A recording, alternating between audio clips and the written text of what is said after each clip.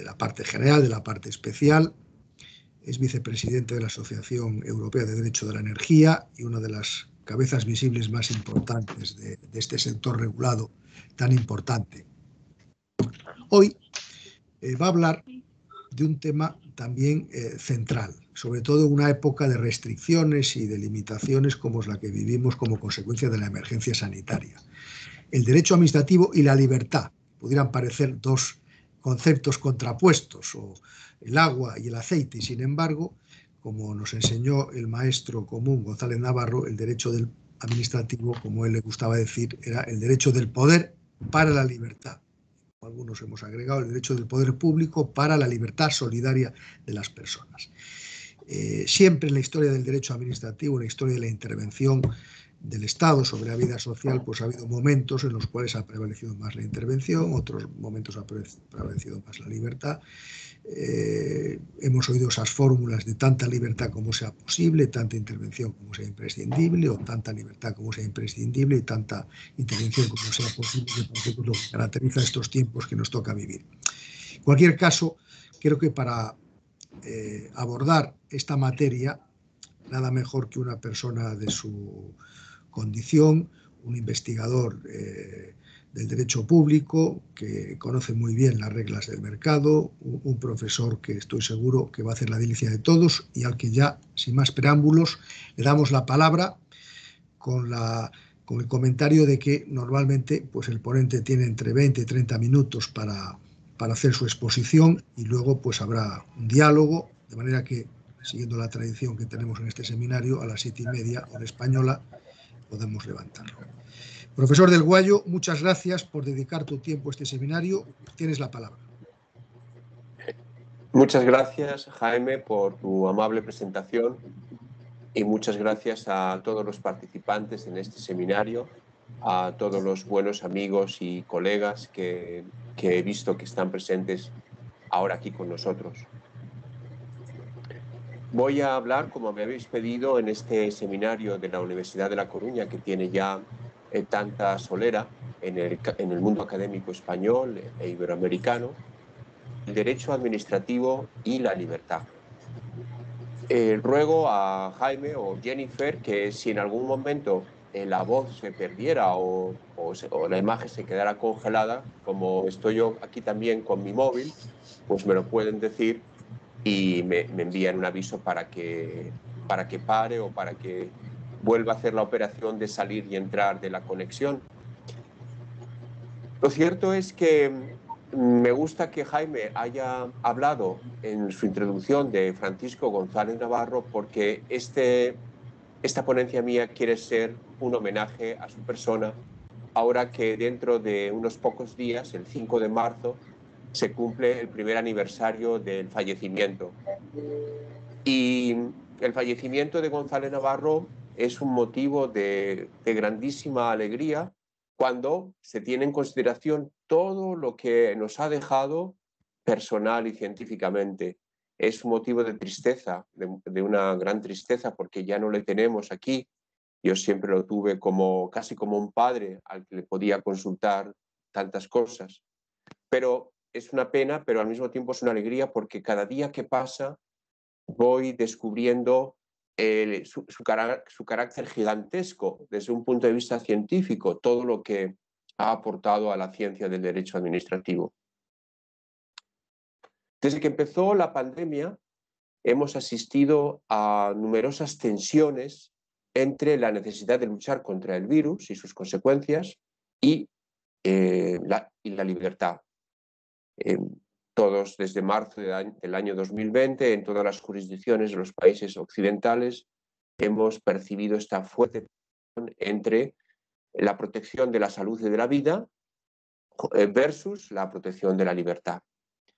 Y está muy bien decir que hay que compatibilizarlos, pero no es fácil. A los gobiernos no les ha resultado fácil compatibilizar ambas cosas.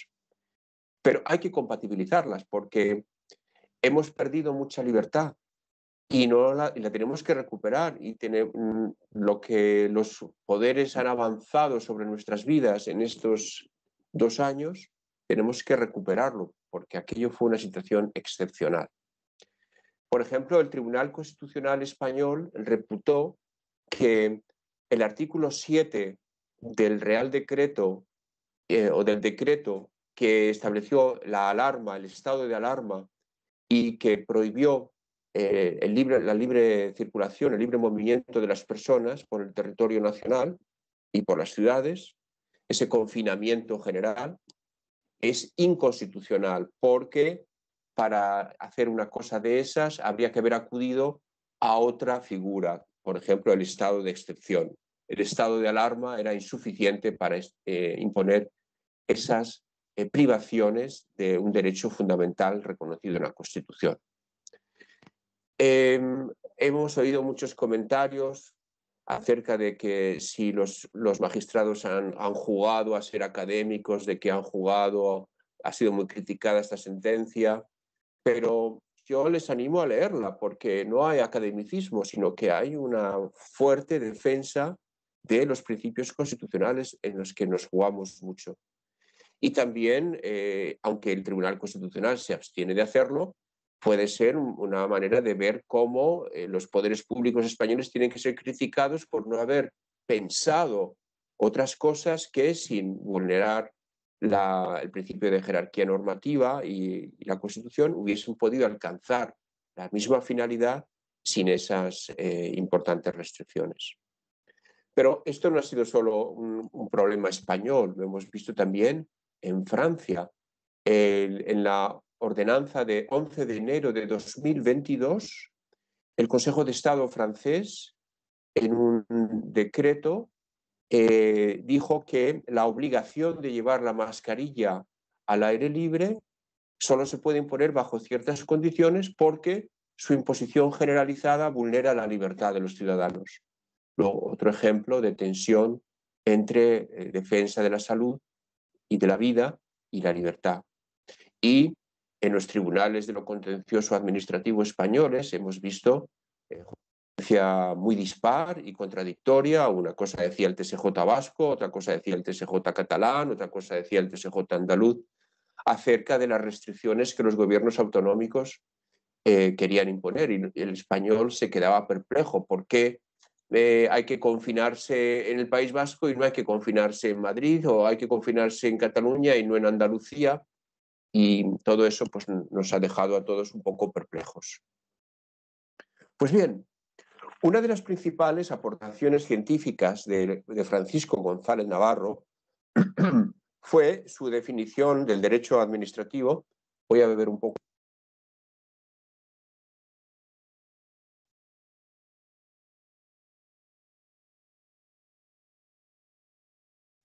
Su definición del derecho administrativo como derecho del poder para la libertad.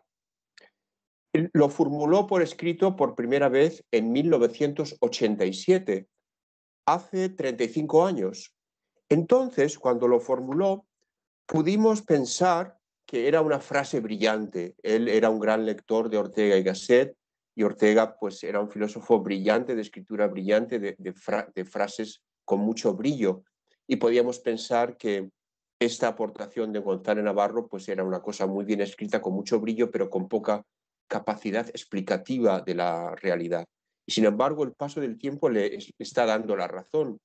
Ha ido descubriéndonos que no era solo una forma bonita de hablar, sino también que tiene un gran poder explicativo del derecho administrativo.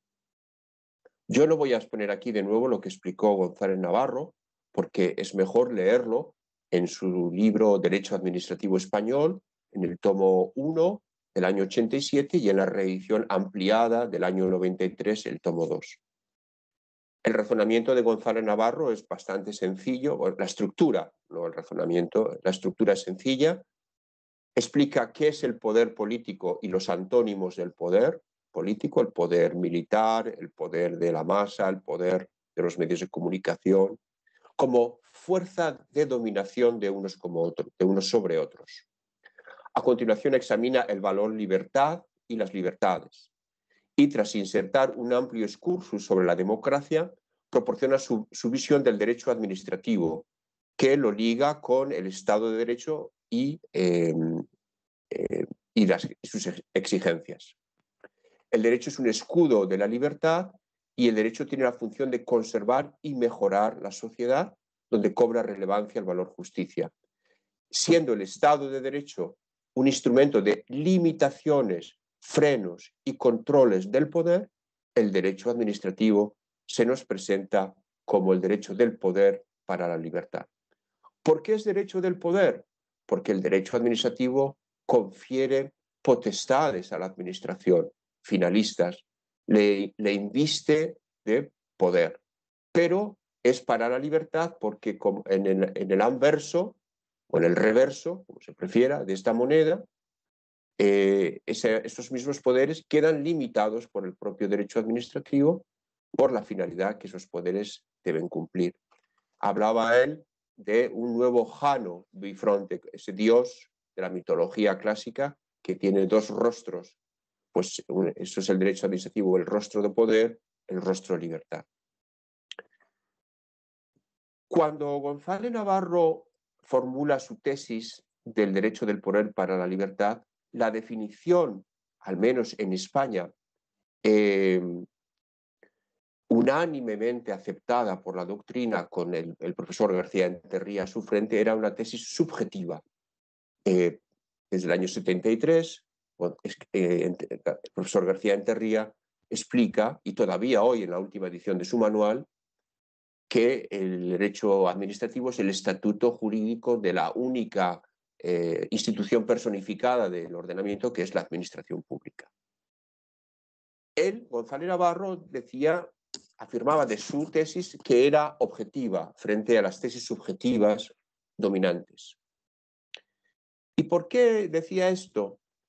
En un primer estadio, porque el derecho administrativo extiende su ámbito aplicativo no solo, según en palabras de González Navarro, y esta es una de sus aportaciones, no solo a la tradicional administración pública, sino que se aplica a unas organizaciones de apoyo a poderes constitucionales distintas de la administración misma. Así, por ejemplo, y luego la legislación le vino a dar la razón, la ley de la jurisdicción contencioso-administrativa, sujeta al derecho administrativo y a la jurisdicción contencioso-administrativa los actos emanados del Consejo General del Poder Judicial, organización de apoyo del Poder Judicial, de las cámaras parlamentarias, la administración parlamentaria, de la Casa del Rey y también del Pleno del Tribunal Constitucional en su función de gobierno del tribunal.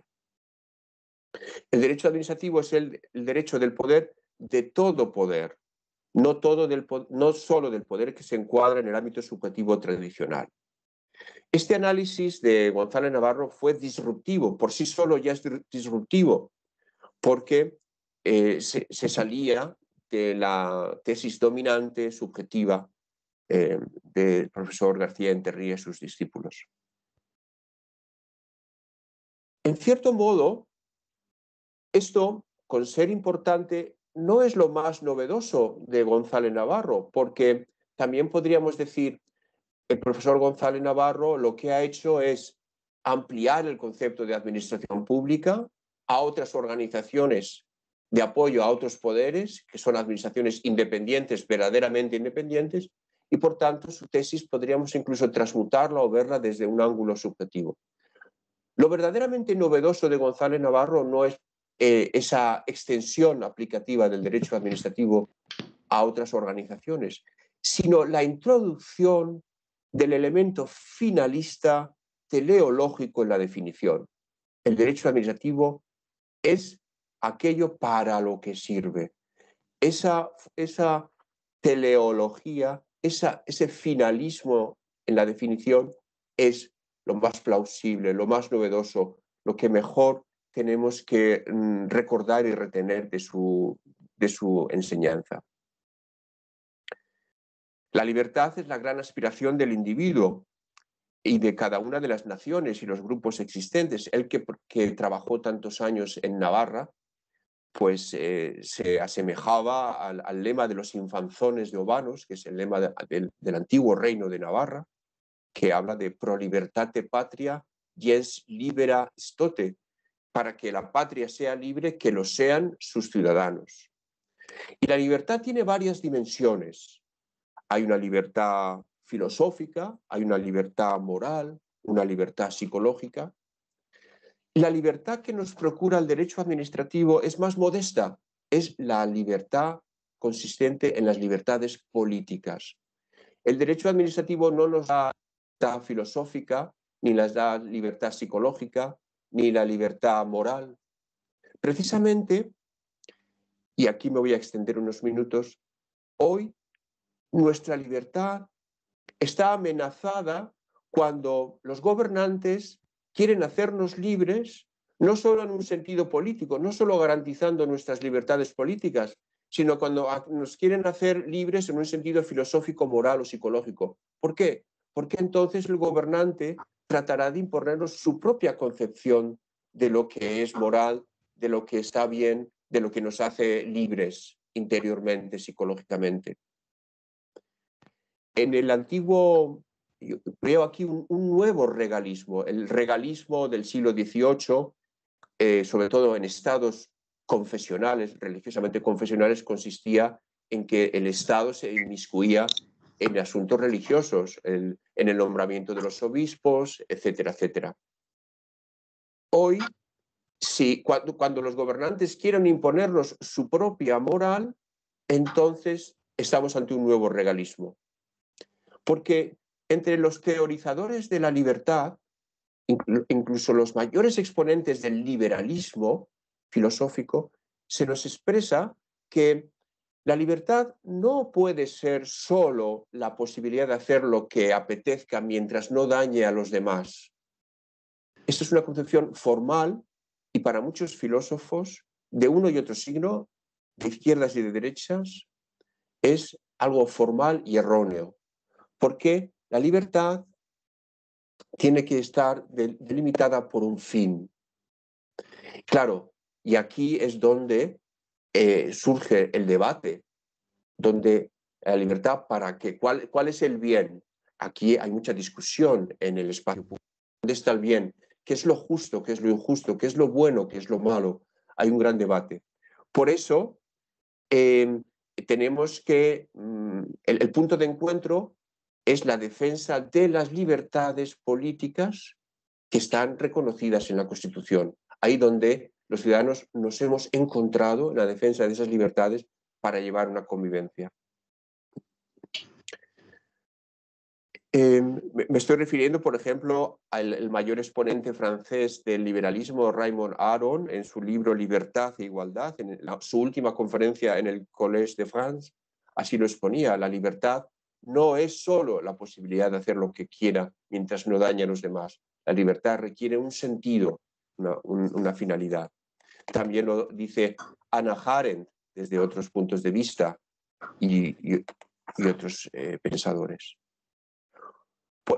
La riqueza de la postura de González Navarro es que en la tesis estatutaria, las tesis subjetivas que se contraen a decir que el derecho administrativo es el derecho de la persona jurídica de administración pública, el elemento teleológico ha desaparecido, el elemento finalista. Y una definición que no incluye el telos no es una definición, es una descripción. Porque con el telos buscamos la esencia o la naturaleza, dos conceptos filosóficos indisociables. Como esencia o usía, intentamos determinar las características permanentes e inmutables de las cosas. Y la esencia en movimiento es la naturaleza, la physis, y determinamos el origen, de dónde vienen las cosas. El diccionario de la Real Academia Española dice que el principio generador del desarrollo armónico y la plenitud de cada ser es la naturaleza, siguiendo su propia e independiente evolución. La naturaleza es la esencia en sentido dinámico. En cierto modo, el fin de las cosas coincide con su origen. La libertad no es algo que se alcance y no se pierda. Al contrario, hay que estar permanentemente vigilando para que la libertad no se pierda. Siempre hay una amenaza a la libertad. Por eso resultan un tanto irritantes aquellas posturas que hablan de que a ellos el poder no les va a cambiar, porque el poder siempre ha cambiado a las personas. Y el poder es una fuerza dominadora a la que hay que ahormar, sujetar, limitar, controlar, porque el poder, quien tiene poder tiende a abusar de su poder y quien tiene poder tiende a tener más poder. Eso es una dinámica inevitable que pertenece a la esencia del poder. Por eso hay que vigilar constantemente. Hace unos días, en un periódico español de gran tirada, un profesor de Historia de las Ideas Políticas de la Universidad del País Vasco, Iñaki Aguirre, que fue, ya no, pero que fue en sus días parlamentario foral por la Unión del Pueblo Navarro, pero es profesor en el País Vasco, titulaba un artículo sensacional con las siguientes palabras: adiós, democracia liberal. Y su conclusión principal es la siguiente: asistimos al amanecer de un hiperdespotismo tecnológico que deja pequeño al que Tocqueville vislumbró atemorizado en la segunda parte de La democracia en América. Y terminaba con esta frase lapidaria: la libertad, filosóficamente, ha caído, y tras ella pronto lo harán las democracias liberales. En este contexto, la definición del derecho administrativo ofrecida por González Navarro como derecho del poder para la libertad cobra una especial importancia y relevancia. Hasta aquí mi intervención. Jaime, tengo más cosas preparadas. He hablado ya 20 minutos. No sé si quieres que hable un poco más. Sí, puedes consumir unos minutos más si quieres. Adelante. Muy bien. Pues, después de haber hablado del derecho administrativo como derecho del poder para la libertad en González Navarro, me vais a permitir que beba un poco de agua.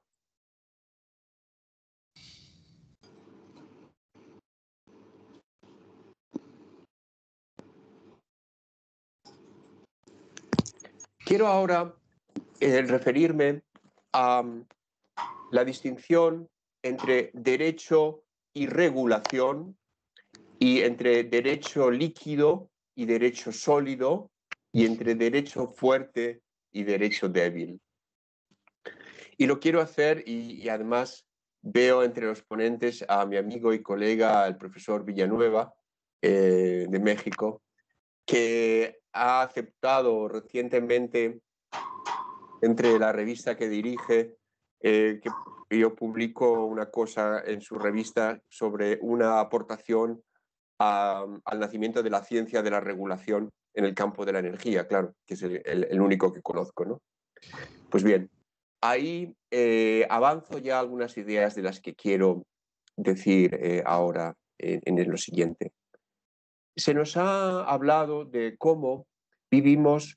Zygmunt Bauman, el famoso sociólogo polaco que murió en el año 2017, definió la posmodernidad como la sociedad líquida, y a una sociedad líquida se corresponde un derecho líquido.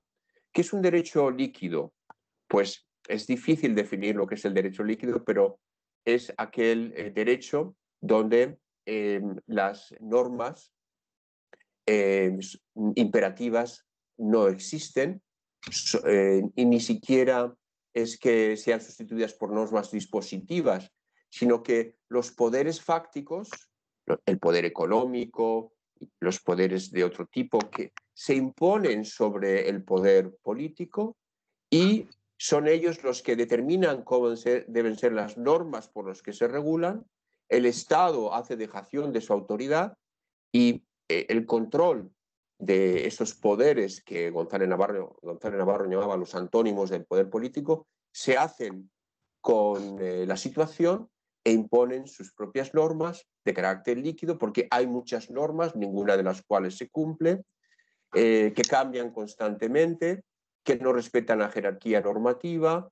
Hay distintas fuentes que acaban haciendo imposible saber si hay que atenerse a lo que dice esta norma o a lo que dice esta otra, y toda esa situación de un derecho confuso, impredecible, laxo, multiplicado exponencialmente, hace que al final el derecho deje de cumplir su misión de control del poder, y los que tienen el poder lo ejercen sin ningún miramiento, o mejor dicho, haciéndonos creer a los demás, a los ciudadanos, que somos libres cuando no lo somos. Esa sería una descripción de lo que es el derecho líquido por oposición al derecho.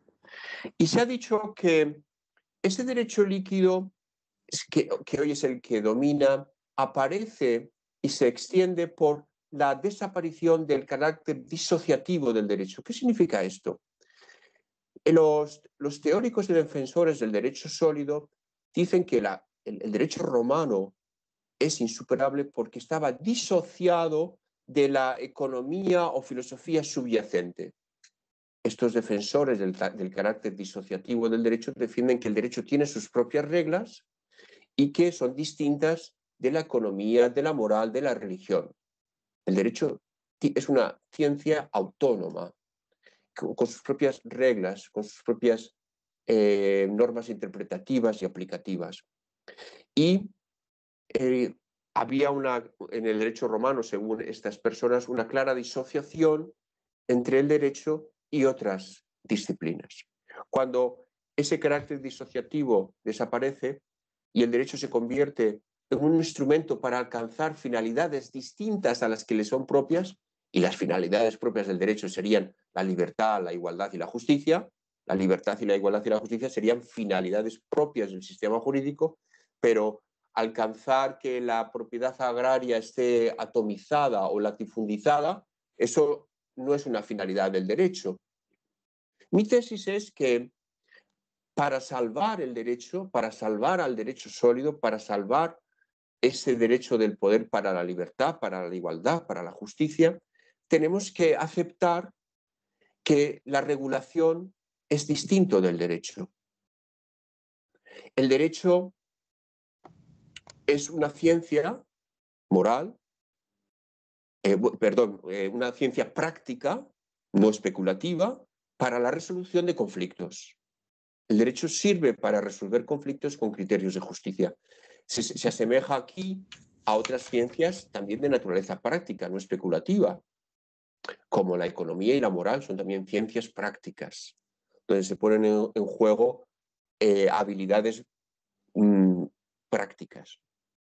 En cambio, la regulación es la función directiva del derecho, la función instrumental del derecho llevada al máximo. Porque cuando el derecho se utiliza para alcanzar que cambie el sistema energético hacia más renovables, que en lugar de cultivarse olivas se cultiven vides, que haya liquidez en los mercados. Cuando el derecho se utiliza como instrumento para alcanzar esos fines, se convierte en regulación y se justifican por el cumplimiento de los fines mismos de la regulación. Esto, por supuesto, sin que queden mermadas las exigencias propias del derecho, como son la seguridad, la irretroactividad, la protección de la confianza legítima, etcétera, etcétera. El derecho sigue apelando a sus características y la regulación es algo distinto, donde el éxito o la bondad o maldad de la norma no se mide por su acomodo a la seguridad jurídica, sino que se mide si alcanza o no a fomentar las renovables. Entonces diremos, esa es una buena norma, una buena regulación, porque contribuye a esto, que tendrá que hacerlo, por supuesto, respetando las exigencias. Pero para una inmensa mayoría de los juristas españoles, y es inevitable, la regulación es algo, es como es el derecho. Si en la ley española de procedimiento administrativo, los principios de buena regulación son los principios para hacer bien los reglamentos. Y por tanto, no podemos reprochar a los colegas españoles que anuden disociablemente derecho y regulación, porque el legislador lo ha hecho. Para el legislador, la regulación es la buena regulación, el buen hacer de las normas. Pero la regulación no es solo eso. La regulación es como decía August, el profesor August, es el carácter directivo del derecho para la consecución de finalidades de muy distinta naturaleza. Y por tanto, no podemos, porque hoy tenemos en España y en todo el mundo, y aquí me acuerdo siempre del profesor Rodríguez Arana, que habla del pensamiento complementario, tenemos dos tipos de argumentaciones, ¿no? Tenemos unos blogs jurídicos donde no hay derecho, la gente se lleva las manos a la cabeza, hay que ver mucho decreto ley, se están vulnerando todas las garantías jurídicas, los principios constitucionales, etcétera, etcétera. Se rompe la división de poderes, ya no hay seguridad, ya no hay jerarquía. Y lo leemos blogs en ese sentido, es una argumentación legítima. Pero tenemos el mismo número de blogs y la misma retórica que apelan a que hay que afrontar problemas sociales del primer orden, hay que descarbonizar la economía, proteger a los vulnerables, defender la identidad del divergente, del que no es como los demás, una nueva jornada, nuevos derechos humanos, el derecho al agua, etc. Entonces yo me acuerdo del profesor Rodríguez Arana porque habría que complementarizarlos, ambos círculos de pensamiento, de razonamiento, complementarizarlos. Tienen razón los que están todo el día indignados, pero ya se vuelven un poco cansinos, indignados, todo el día indignados por lo mal que lo hacen los poderes, y otros que están indignados por lo contrario, ¿no? Entonces, tenemos los juristas, ya son las 7:05, yo, en el momento en que Jaime o Jennifer me digan, yo dejo de hablar, y empezamos el debate. O sea.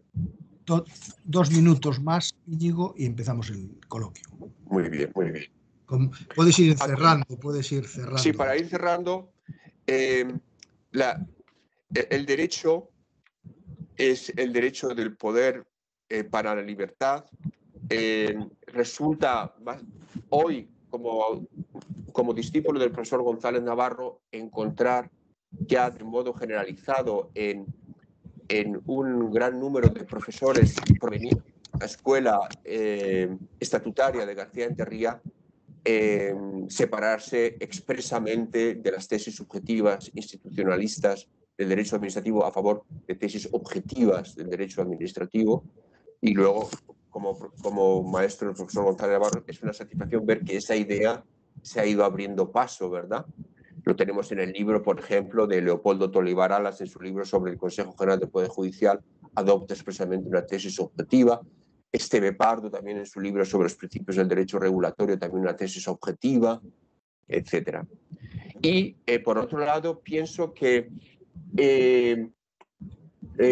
perdonadme la cursilada, salir de nuestra zona de confort en materia de regulación, pensar que a la regulación no es nada más que lo antiguo, pero con nuevas palabras, para descubrir qué ha significado realmente en nuestra civilización que en los 30 últimos años haya aparecido el concepto de regulación. Es algo más que, y ese algo más es que la regulación es una ciencia nueva con sus propias exigencias y con sus propios principios, y no en general, sino porque aquí no es lo mismo la regulación energética que la regulación de los transportes.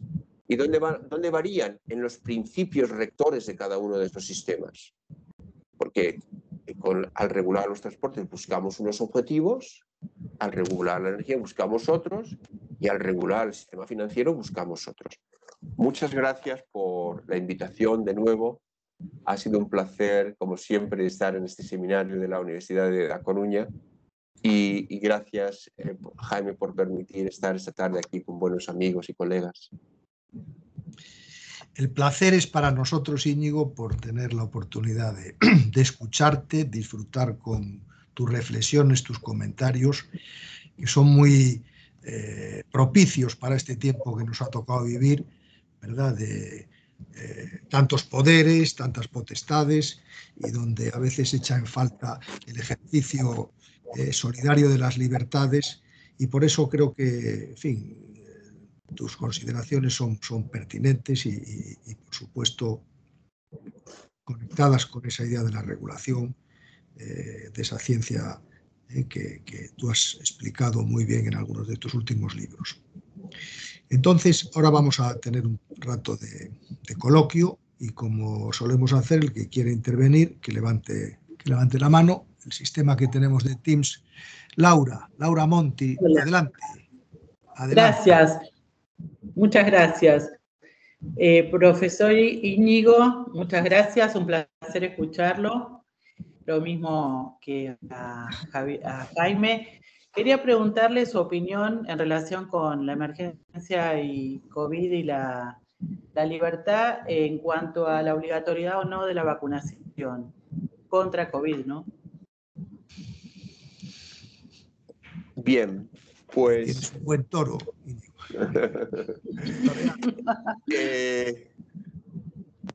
Bueno, vamos a ver. Le daría una respuesta inmediata y corriendo, pero está entre nosotros el profesor Giuseppe Ferrari, ilustre constitucionalista italiano, y como saben ustedes, Italia ha sido uno de los primeros países en imponer la vacunación obligatoria en la Unión Europea. Y por tanto, seguro que cuenta con el aval científico del profesor Ferrari, y por tanto no me atrevería a pronunciarme sobre la inconstitucionalidad de esa vacunación. Yo, en principio,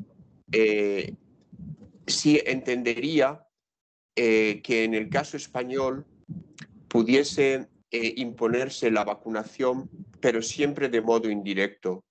De tal manera, por ejemplo, entendería que no permitieran acudir a su trabajo a los que no estuvieran vacunados. Entonces, no les estás obligando a vacunarse directamente, pero sí les estás obligando indirectamente a hacerlo, porque si no van a su trabajo van a perder el puesto de trabajo. No por no vacunarse, sino por no acudir al puesto de trabajo. Entonces, para mí, no sé, es algo muy jesuítico, esta instrucción. Los jesuitas de hace varios siglos estaban acusados del casuismo, ¿verdad? Y de la complejidad de sus soluciones, pero yo estudié 11 años en la Compañía de Jesús, igual eso me ha quedado, pero sí vería esa manera de imponer indirectamente la obligatoriedad. Gracias. Jaime Pintos, adelante. Jaime. Gracias, profesor Jaime. Bueno, un placer escuchar al doctor Íñigo del Guayo. No he participado en muchos de estos seminarios porque la agenda y sobre todo porque son horas donde la conciliación familiar con niños pequeños me lo impide, acaban de entrar por la puerta. Pero no puedo evitar participar en este caso, ¿no? Porque la verdad es que el tema es de máxima relevancia. Felicito, bueno, pues la propuesta del mismo a los organizadores del seminario.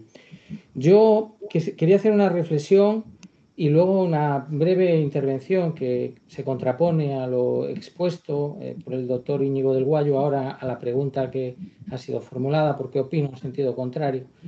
Yo creo que, y esto es una reflexión, creo que la pandemia, en fin, la pandemia a la que estamos sometidos y que es innegable, ¿no? La existencia efectivamente de la misma y del SARS-CoV-2, aunque el mismo no haya sido aislado, etcétera, etcétera. No voy a entrar en todo ese debate, pero sí que son muchas otras medidas las que han sido afectadas, ¿no? Esto es una reflexión un poco, si me permiten, urbana, coloquial, es decir, parece que la transparencia, por ejemplo, haya sido pues también afectada por la pandemia, que lo haya sido las primeras nociones que aprendimos en primero de carrera, y ahí es donde entra, por ejemplo, efectivamente, ¿no?, esta obligatoriedad de vacunación. Por ejemplo, y me refiero a la vacunación, por ejemplo, a la infantil. Por ejemplo, es evidente que el método científico también ha sido afectado por la pandemia. Es decir, parece que esta pandemia sanitaria ha afectado a otros valores, a otros principios, a otras ciencias que ya estaban instauradas en nuestra vida, en nuestra humanidad, ¿no? Que antes no era así. Y en este sentido, ¿y por qué digo esto? Pues, por ejemplo, porque una de las primeras cosas que yo aprendí en mi tan amada carrera de Derecho, que es una de mis pasiones, es que el interés jurídico del menor está por encima de cualquier otro bien.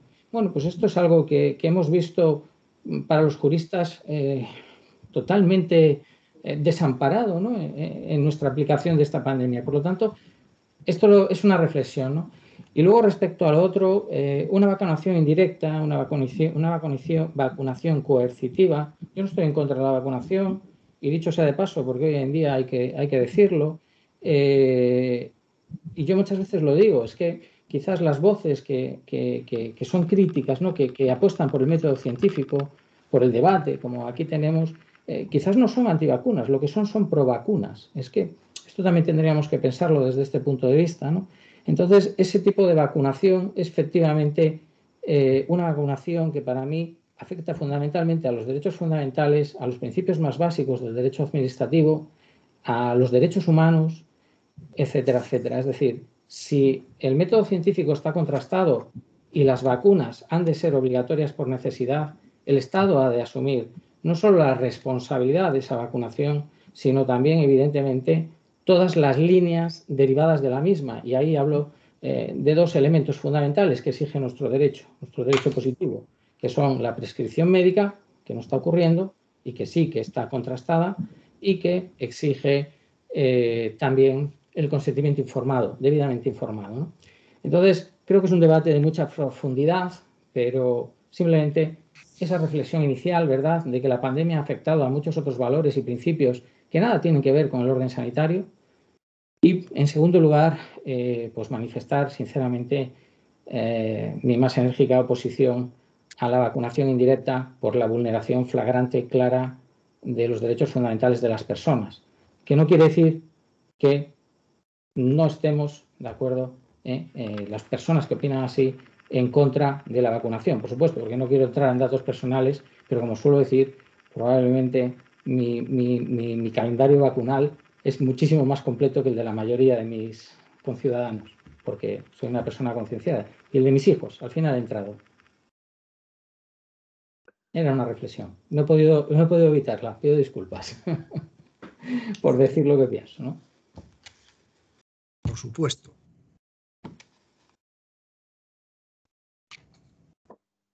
¿Quieres contestar o vamos a más preguntas? No, no sé si sí tengo el Porque ha micrófono. preguntado Miriam y Carlos Villanueva después, lo que Sí. quiera.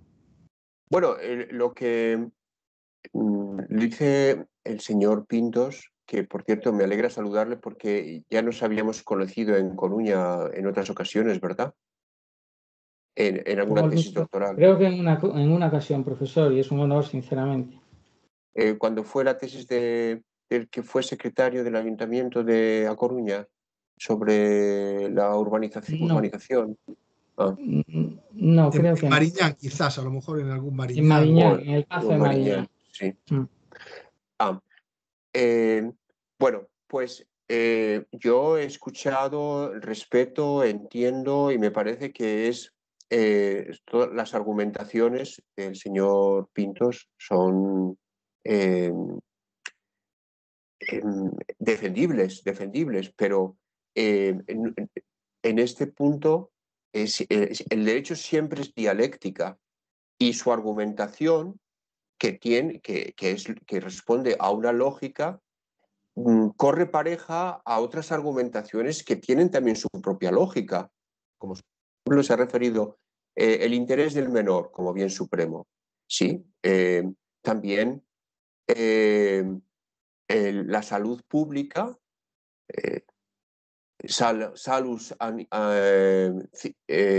civium suprema lex esto, también la salud de la ciudad es la suprema ley, el derecho a la vida, también podemos ponerlo, si no existe el derecho a la vida, que por cierto, si de algo se le puede criticar al Tribunal Constitucional es que se haya olvidado de siquiera mencionar en sus argumentaciones el derecho a la vida, porque parte de estas, quienes argumentan de forma distinta al señor Pinto deberían poner en primer lugar el derecho a la vida. Y si lo maximizas de una determinada manera, puedes llegar a aceptar la obligatoriedad de la vacuna. pero por el derecho a la vida. Y me ha gustado mucho la referencia que ha hecho Jaime Pintos a la ciencia, porque la regulación, como nueva ciencia, tiene mucho que ver con la inserción del conocimiento científico en el gobierno. Es la autoritas, es insertar el saber en el conocimiento.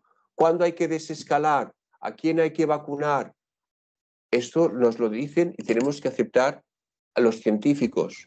¿Que pueden equivocarse los científicos? Por supuesto. ¿Que puede haber teorías científicas dispares? Sí, pero para eso están las instituciones que creamos. Por ejemplo, el Instituto Virológico Alemán. Lo que decía el Instituto Virológico Alemán es lo que hacía la canciller Merkel. Era insertar el saber de los científicos en el gobierno de la pandemia. Luego, aun entendiendo y comprendiendo, intentando ponerme en el lado de Jaime Pintos, también pienso que hay una argumentación lógica a favor de la vacunación si maximizas el derecho a la vida, si maximizas el derecho a la salud y si tu libertad de no vacunarte choca con la libertad del que está al lado de no ser contagiado por ti. Entonces... Es un debate muy amplio, profesor, si me permite, y efectivamente no es estar en contra de la vacunación obligatoria. De hecho, hay un calendario vacunal aprobado por el gobierno, contrastado a través de un procedimiento por el que los menores de edad, los recién nacidos, se tienen que someter obligatoriamente, porque sin ese mismo no pueden ir ni a una escuela pública, ni a una guardería pública, o sea que desde el mismo momento del nacimiento, del nacido, pues evidentemente está sometido al derecho, ¿no? Porque está en el aire como en todas partes. Yo comparto, para empezar la reflexión, porque tampoco quiero monopolizar, la reflexión del profesor Arana, del maestro Rodríguez Arana, y en ese sentido, como comentó a la pregunta, es un toro, ¿no? El que tenemos y que nos daría para estar hablando, pues probablemente lo que queda de semana y más, ¿no? Pero partiendo de la base y de la premisa que decía, nadie se opone a la vacunación obligatoria. De hecho, la misma es aceptada, admitida, pero siempre dentro de un rigor y de unos principios rigoristas, ¿no? Que garanticen precisamente el derecho a la vida y a la ciencia. Evidentemente, no a lo contrario. Ponía el ejemplo de Alemania. Dichosos los alemanes, que diríamos, ¿no? por ese, ¿verdad? Que muchas veces tienen, ¿no? Y que los miramos, ¿no? Como diciendo, ¿no? Porque en Alemania, pues eso, ¿no? Dichosos los alemanes, pero en la Unión Europea, y ya que hablábamos de instituciones, por ejemplo, una de las cuestiones que se ha producido es que la EMA, que es la entidad de la autorización de las vacunas, y esto también ocurrió en la FDA, que quiero decir que son muchos elementos y que nos darían para mucho debate, pero esto es un dato como otro cualquiera, como los centenares que puede haber en un sentido o en otro, ¿de acuerdo?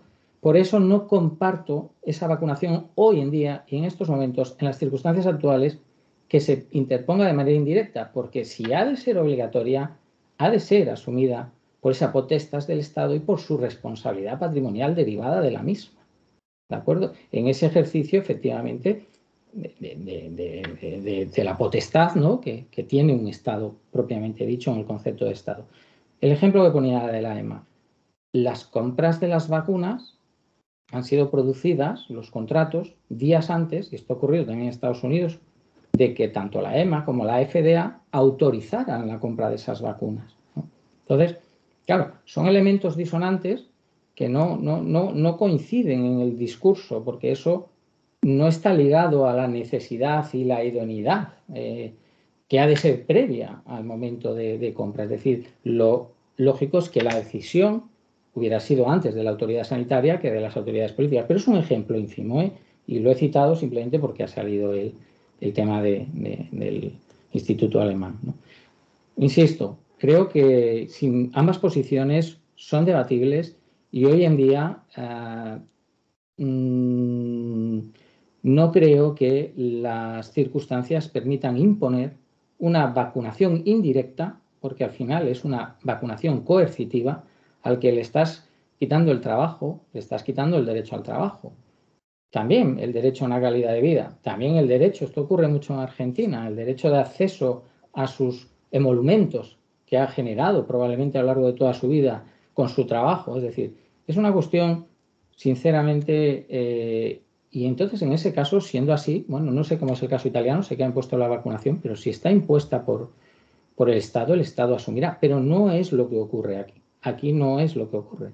Entonces, no siendo lo que ocurre aquí, es bueno, pues una forma de retorcer la aplicación del derecho, ¿no? El derecho aplicado. Y para mí va en contra de todos los principios del derecho y del humanismo. Vamos a continuar.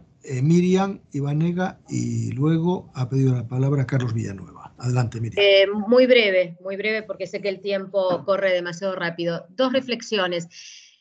Coincido totalmente, yo soy una persona pro vacuna, pero la imposición, tal como se plantea en esta discusión, implica no solamente, en cierta forma, una restricción para aquel que se ve obligado a vacunarse, sino también para aquel que de repente tiene una actividad comercial y que ve limitado justamente esa actividad porque para ingresar al lugar es necesario tener la vacunación. Ingresar a un centro comercial, ingresar a un restaurante, ingresar a un supermercado, es decir, no hay solamente una imposición para vacunarse, hay una imposición también de la actividad comercial que se puede llegar a estar ejerciendo y que se ve afectada en la medida en que se obliga a solicitar la información de la vacunación completa.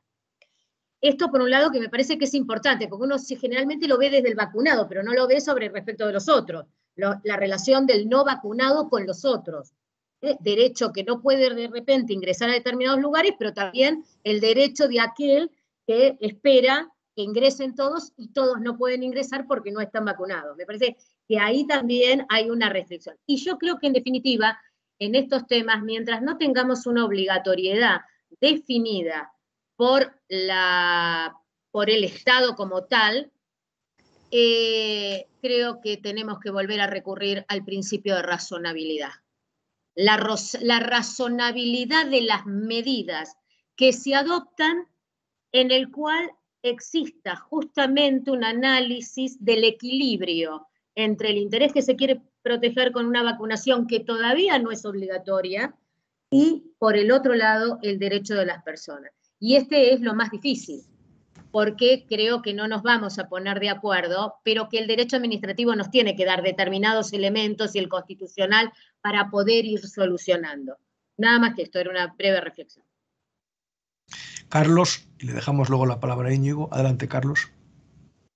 Jaime, muchas gracias. Es muy breve. Felicidades, doctor Del Guayo. Siempre es un placer escucharlo, siempre aprendo. Nada más una pregunta para el doctor Del Guayo.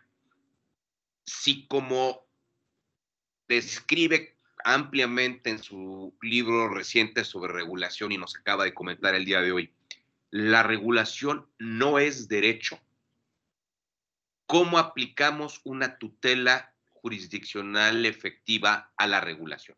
Siendo una potestad enorme a cargo de la administración. Muchas gracias de antemano, querido Íñigo. Adelante. Bien, muchísimas gracias a Miriam y a Carlos Villanueva por sus intervenciones. Lo que ha señalado la profesora Ibanega me recuerda a Carl Schmitt, que decía, el derecho existe para circunstancias ordinarias. En circunstancias extraordinarias, el derecho ordinario no vale. Entonces, aquí hay dos planos. Uno, es un plano no jurídico. ¿Debemos o no vacunar a la población? Y el otro debate es, ¿puede el Estado español obligar a vacunar? Entonces, la respuesta es, podría hacerlo con medidas extraordinarias. En un estado, yo pienso que declarado el estado de alarma, guerra o sitio, podrían admitirse medidas que en situaciones ordinarias no serían admisibles. En cuanto a la pregunta de Villanueva, del profesor Villanueva, cuando hablo a foros de administrativistas y muy particularmente de colegas de América, del mundo iberoamericano, mis consideraciones sobre la regulación parecen a veces iconoclastas, ¿no? Parecen decir, oiga, ¿qué está usted diciendo? Yo estoy diciendo que una cosa es el derecho y otra cosa es la regulación, pero la regulación está sujeta al derecho. Es decir, lo que hace el regulador energético mexicano, ¿no? O el regulador energético argentino, está sujeto a revisión judicial de acuerdo con qué derecho, con el derecho administrativo, por supuesto, ¿no? Pero la regulación es la conducción de un sistema hacia un fin con instrumentos jurídicos y la valoramos a partir de si alcanza o no esos fines. Pero luego esta orden, esta medida, esta sentencia, esta decisión, esta circular de la CNMV española, de la CNMC, pueden ser revisadas pues, si se sujetan a los principios de jerarquía normativa, seguridad jurídica, etcétera, ¿no? O sea, son cosas distintas. Por eso se habla de derecho de la regulación, porque son cosas distintas. Muy bien, pues ya es momento de... Nos gustaría, ¿verdad?, seguir discutiendo y hablando sobre estos temas, sobre todo el de la pandemia y el de la vacunación, porque da lugar para mucho, ¿verdad? Yo sí quiero decir una cosa muy general en relación con las restricciones a los derechos fundamentales y la pretensión de que un Estado extraordinario, un Estado especial, de alarma, de emergencia, como se quiera denominar, pueda ser la administración el poder que establezca esas restricciones y esas limitaciones a los derechos fundamentales. Y creo que aquí los juristas tenemos que ser muy claros, porque el Parlamento es quien tiene la competencia para la regulación de los aspectos de los derechos fundamentales, más, además, valga la redundancia, en tiempos de pandemia, en tiempos de emergencia, en que los poderes son más extraordinarios y son más intensos. Y recordar la función que tiene el Parlamento y la necesidad de que la regulación de los derechos fundamentales, sus restricciones, sus limitaciones, se hagan en la sede parlamentaria es muy importante, porque si no, de alguna manera, podemos resucitar en este tiempo de emergencia viejas ideas sobre las cláusulas de intervención amplias, abstractas, y como nos decía el profesor Meiland, el derecho administrativo es un derecho de realización concreta, es un derecho de precisión que necesita que los actores públicos actúen de acuerdo con habilitaciones muy concretas, muy específicas. Pero bueno, no tenemos el tiempo para más. La verdad es que ha sido un gran placer, como siempre, tenerles a todos ustedes, los que han intervenido y los que no, en este seminario. El próximo será, si Dios quiere, el día 21 de marzo de este año y correrá a cargo de la profesora catedrática de la Universidad Católica del Uruguay, Graciela Ruoco, para tratar también de otro gran tema, de otro toro para torear, que es la corrupción y la buena administración y la corrupción, cuando estamos viendo también en la pandemia pues muchas expresiones del quehacer administrativo que se sale de sus límites propios. Bueno, pues hasta entonces, para todos, ¿verdad?, un saludo muy cordial, que les vaya muy bien y nos vemos. Saluditos. Gracias, Íñigo. Gracias, Jaime. Un gusto verlos. Adiós. Placer verlos. Chao, Laurita.